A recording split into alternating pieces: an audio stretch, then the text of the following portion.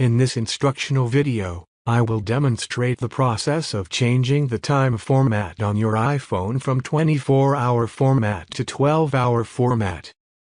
To begin, access the Settings application on your iPhone. Subsequently, navigate to the General section and select Date and Time.